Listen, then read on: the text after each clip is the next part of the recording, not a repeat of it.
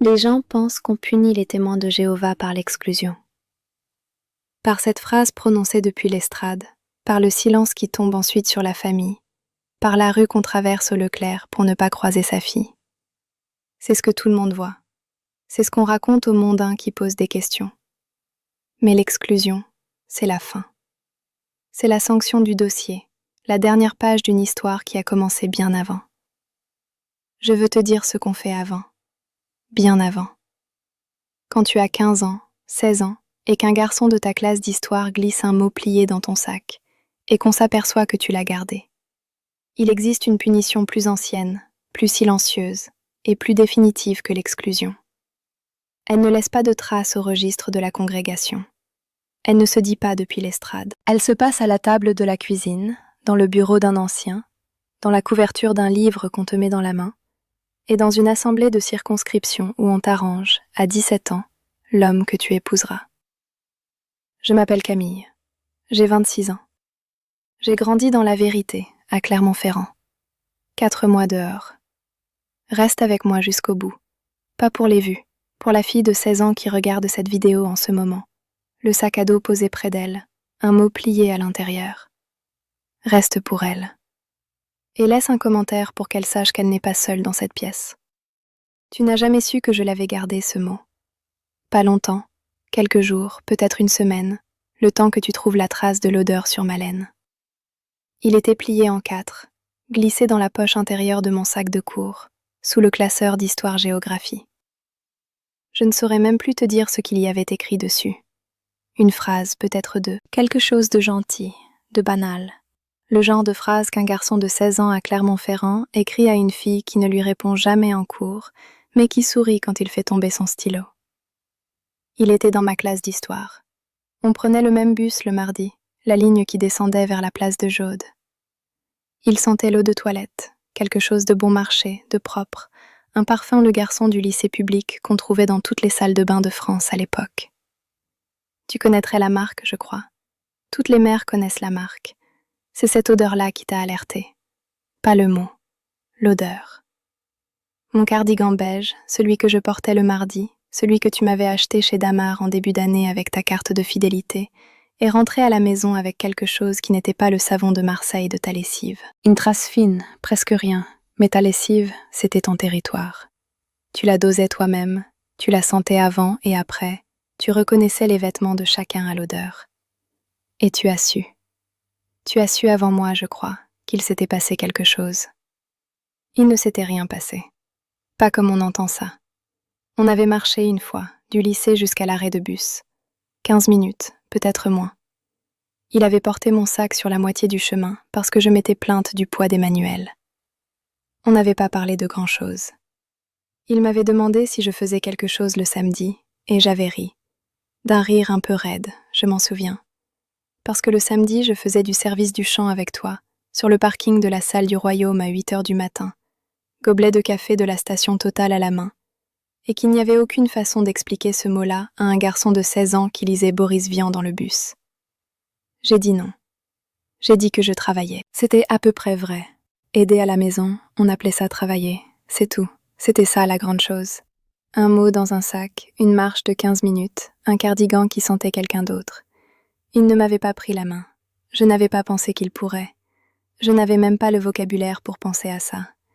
Mais quelque chose en moi s'était allumé doucement, comme une veilleuse dans une pièce où je n'avais jamais remarqué l'obscurité. Et c'est cette lumière-là, je crois, que tu as sentie en pliant mon cardigan. Je veux que tu comprennes ce que voulait dire, à 16 ans, dans la vérité, regarder un garçon mondain. Ce n'était pas une transgression sexuelle, c'était une transgression d'imagination. Pendant ces 15 minutes de marche jusqu'à l'arrêt de bus, j'avais pensé pour la première fois de ma vie à un avenir où je ne me marierais pas dans la salle du royaume. Je n'avais pas formulé la pensée, je n'aurais pas su la formuler, mais elle était là, sous la peau, comme une option qui s'ouvrait. Pendant 15 minutes, j'avais été une fille de 16 ans qui rentrait chez elle un mardi avec un garçon qui portait son sac. Pas une jeune sœur, pas une fille de pionnière, une fille. Et c'est cette fille-là, plus que le baiser qui n'avait pas eu lieu, plus que le mot dans le sac, qui était l'enjeu réel. Tu m'as fait venir dans la cuisine un soir. Le couvercle de la cocotte minute claquait sur la cuisinière, je m'en souviens, parce que tu ne l'as pas baissé. Tu as posé le mot sur la toile cirée jaune. Tu n'as pas crié. Tu n'as jamais crié, c'est important que je le dise. Tu as juste dit, d'une voix presque calme, « Ton père va vouloir te parler. » Avec frère Dupont.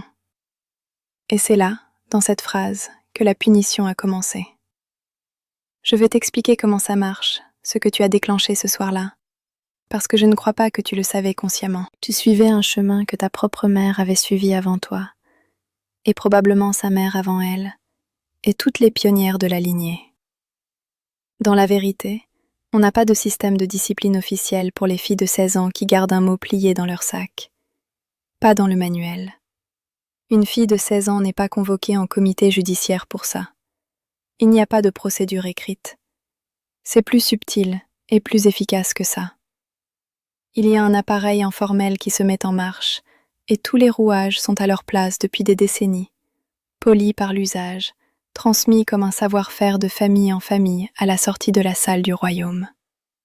Étape 1. Le père. Pas comme père, comme assistant ministériel.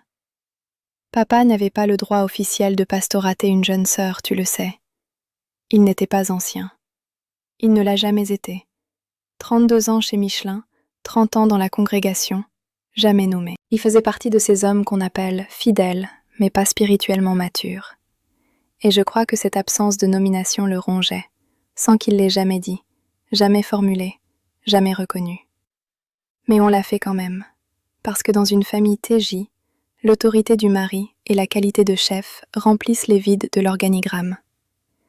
Le père est le berger du foyer, même quand il n'est berger de rien d'autre. Et dans les cas comme le mien, on adjoint un vrai ancien à ce berger informel, pour donner du poids à l'entretien, pour qu'il ait l'allure d'une visite pastorale officielle sans en avoir le statut. Il a fait venir frère Dupont à la maison. Le même frère Dupont, oui. Celui qui présidera mon comité judiciaire 9 ans plus tard, en novembre 2025, dans la salle du fond de la salle du royaume de Clermont-Ferrand-Nord, avec son écritoire en masonite et sa voix douce. À 68 ans, il aura la même voix qu'à 59, la même façon de poser la main sur sa Bible avant de parler, la même prière au début. Mais je ne le savais pas encore, à 16 ans. Je ne savais pas que cet homme allait revenir dans ma vie, comme un personnage récurrent, comme on revoit le même médecin à chaque crise. Je l'ai juste vu s'asseoir dans le fauteuil de papa, avec sa traduction du Monde Nouveau ouverte sur les genoux, son carnet de notes à côté, et un calme qui m'a paru plus terrifiant que n'importe quelle colère. Étape 2. Le livre. Tu es monté dans ma chambre pendant l'entretien. Tu ne pouvais pas y assister, c'était une affaire entre hommes, même si c'était mon corps, mon mot, mon cardigan. Tu as posé un exemplaire du volume 1 de « Les jeunes s'interrogent », réponse pratique, sur mon bureau. Tu connais le livre. Tout le monde dans la vérité connaît ce livre. Couverture cartonnée, illustrations un peu datées, des chapitres au titre familier. Le chapitre sur les amitiés saines était souligné, au crayon de papier. Ton écriture, ta main. Pas un trait droit à la règle, un trait à main levée, légèrement penché. Ton écriture de pionnière qui prenait des notes à toutes les réunions depuis 30 ans, dans les marges de chaque tour de garde. Le passage sur le joug mal assorti en particulier. 2 Corinthiens 6. Tu avais souligné aussi le paragraphe d'application pratique en bas de la page, celui qui explique qu'une amitié avec un mondain commence toujours par paraître innocente. Tu n'as rien dit. Tu es redescendu. Le livre est resté là, ouvert au chapitre, comme un message qu'il n'y avait même pas besoin de lire pour comprendre. Étape 3. On m'en parlera dans une minute. Tu vois, ça n'a pas l'air d'une punition, raconté comme ça. C'est ça, le génie de l'appareil. Ça a l'air d'être de l'amour. Ça a l'air d'être une mère inquiète qui souligne un livre pour sa fille. Et c'en est une. C'est exactement ça. C'est juste que la mère inquiète est aussi le bras d'une institution qui a décidé, longtemps avant ta naissance, ce qui devait arriver à une fille de 16 ans qui sentait l'eau de toilette d'un garçon mondain. L'entretien a duré 1 heure. Frère Dupont a posé des questions. Pas méchantes, très douces. Est-ce que je connaissais le principe du joug mal assorti que l'apôtre Paul avait expliqué dans la 2e lettre aux Corinthiens? Est-ce que je comprenais que les fréquentations chez les jeunes témoins étaient faites pour mener au mariage, et seulement au mariage, et qu'il n'y avait pas d'autre forme valide de relation entre un garçon et une fille dans la vérité? Est-ce que je savais que mon corps était un temple, et que mon cœur, il a utilisé ce mot, mon cœur, était quelque chose que Jéhovah surveillait, parce que le cœur des jeunes filles est trompeur par-dessus tout, comme le dit Jérémie. Papa hochait la tête. Il ne me regardait pas vraiment. Il fixait le bord de la nappe, ou ses propres mains, ou un point sur le mur derrière moi. Je crois qu'il avait honte, mais je ne suis pas sûre de quoi. Peut-être de moi, peut-être de lui. Peut-être qu'il faisait à 16 ans le même entretien avec son propre père et un autre ancien dans une autre cuisine d'un autre quartier de Clermont-Ferrand, et qu'on lui avait fait promettre la même chose. Je ne saurai jamais. C'est l'un des héritages qu'il ne me transmettra pas. À la fin de l'heure, j'ai dit oui à tout. Évidemment, quelle fille de 16 ans, baptisée à 13, dirait non à un ancien dans le fauteuil de son père? J'ai promis de ne plus parler aux garçons. J'ai promis de jeter le mot. J'ai promis de prier pour ne plus être tentée. J'ai promis de surveiller mon cœur. Frère Dupont a prié à voix haute pour moi, à la fin. Une longue prière, calme, posée, qui demandait à Jéhovah de protéger mon cœur des influences mondaines et de me garder pure pour le mari que Jéhovah me donnerait en son temps. C'est exactement la phrase. Je ne l'invente pas. Le mari que Jéhovah me donnerait en son temps. 3 semaines plus tard, je dirais 3, peut-être 4, j'avais 16 ans, mes souvenirs sont moins nets que je voudrais. Tu as eu une conversation avec papa dans la cuisine. J'écoutais depuis l'escalier, accroupi sur la 3e marche, là où le bois ne grinçait pas. La décision était que je quitterais le lycée public à la fin de la seconde, que je ne ferais pas de première générale, que je serais pionnier auxiliaire à plein temps. 30 à 50 heures de prédication par mois. Que ce serait mieux pour ma spiritualité, mieux pour mon avancement, mieux pour mon avenir dans le paradis terrestre et entre les lignes, mais clairement, mieux pour me tenir loin des couloirs et des arrêts de bus où on rencontre des garçons qui sentent l'eau de toilette pour marcher. Je ne suis jamais retournée en première. Pas dans ce lycée. Pas dans aucun lycée. Le garçon. J'ai pensé à toi tout à l'heure, Marion. Sans raison. Un éclair. Le bruit de la grille en inox dans l'arrière-boutique de la boulangerie. L'été où j'ai eu 25 ans. Le garçon, lui, a fini son lycée comme tout le monde. Et je ne sais pas ce qu'il est devenu. C'est ça la 3e étape. Le retrait. Le retrait chirurgical de la gentilité adolescente qui me restait, sous couvert d'une vocation spirituelle qui m'a été présentée comme un cadeau. Et la 4e étape est arrivée 6 mois après. Une assemblée de circonscription, à Lyon je crois, ou Malmort, je ne sais plus laquelle des deux. Un jeune frère exemplaire, 22 ans, assistant ministériel comme papa, qu'on m'a présenté entre 2 discours, à la pause café, près des stands de publication. Il s'appelait Julien Lefebvre, tu le sais. Il a parlé à papa avant de me parler à moi. Il avait préparé sa phrase. Papa avait préparé la sienne. Il y avait eu, quelque part dans les semaines précédentes, un coup de téléphone que je n'avais pas entendu. Et c'est dans ce coup de téléphone que mon mariage a vraiment commencé. Je ne t'écrirai pas cette lettre. Je l'écris dans le vide, pour personne, comme on écrit certaines choses pour pouvoir respirer. Voilà ce que je sais maintenant, à 26 ans, 4 mois après l'exclusion, dans une vie que j'apprends à vivre toute seule. La punition secrète, ce n'était pas l'entretien dans le bureau. Ce n'était pas frère Dupont, ce n'était même pas papa qui ne me regardait pas. La punition, c'était la vitesse. C'était l'accélération. Tu as senti, toi, ou la femme en toi qui avait été dressée à le sentir, qu'à 16 ans, je commençais à devenir une personne en dehors de la vérité. Pas une apostate, pas même une rebelle. Juste une personne. Une fille avec un mot dans son sac est une fille qui imagine une autre vie. Une fille qui imagine une autre vie est une fille qu'on perd, à terme, parce que l'imagination est la première chose que l'organisation doit étouffer chez ses enfants. Alors le système, par tes mains, m'a coupé la vitesse de l'adolescence et m'a donné la vitesse du mariage. Je suis passée de 16 ans à 18 en 18 mois, sans avoir le temps de devenir quoi que ce soit entre les deux. Pas une étudiante, pas une amie de quelqu'un, pas une fille qui a aimé sans conséquence, qui a eu son cœur brisé une fois pour rien, qui a appris ce que les autres femmes apprennent à cet âge-là, qu'on peut survivre à un garçon qui ne nous écrit pas, qu'on peut survivre à se tromper, qu'on peut survivre à avoir des envies. Tu m'as donné Julien à la place du garçon du bus, et tu l'as fait vite, parce que la lenteur était dangereuse. Je vis à Lyon maintenant, dans le 7e arrondissement. Je vois une psychologue 2 fois par semaine, une femme laïque, pas une sœur, qui ne connaît rien à la Watchtower, mais qui connaît parfaitement le mécanisme par lequel on transforme une adolescente en épouse, en sautant l'étape de la femme. J'ai coupé mes cheveux aux épaules le mois dernier. La première coupe au-dessus des omoplates depuis le mariage.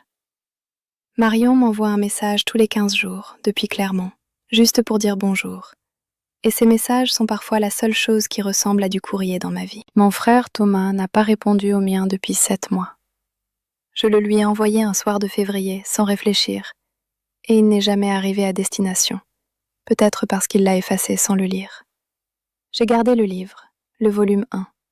Il est dans un carton, dans le placard de l'entrée. Je ne l'ai pas ouvert depuis des années. Le chapitre que tu avais souligné est toujours souligné. Je le sais sans avoir besoin de regarder. Ton écriture est patiente, légère, presque tendre. C'est ce qui me brise encore parfois. Tu as souligné ces mots avec amour. Tu as cru que tu me sauvais. Ma psychologue dit que je peux tenir ces 2 choses en même temps, que tu m'as fait du mal et que tu pensais m'aider. C'est dur, mais je peux. Si tu as grandi dans une maison où ton premier élan de 16 ans a été traité comme une menace spirituelle, où l'odeur d'un garçon sur ton cardigan a déclenché un entretien d'allure pastorale et un livre souligné sur ton bureau, où on t'a retiré du lycée public pour te placer en pionnier auxiliaire avant que tu n'aies le temps de comprendre ce qui t'arrivait, où on t'a donné un mari avant de te laisser le temps de devenir une femme. Je te vois. Je te vois, et je veux que tu saches une chose, juste une, avant que tu fermes cette vidéo. Ce qu'ils ont appelé ta protection était la coupure de ta vitesse. Ce qu'ils ont appelé ta pureté était l'effacement de ton choix. Et ce qu'ils ont appelé l'amour de ta mère était le bras le plus long et le plus doux du système. Tu n'as rien fait de mal en gardant le mot. Tu n'as rien fait de mal en sentant quelque chose. La liberté fait moins mal que l'obéissance. Je te le promets.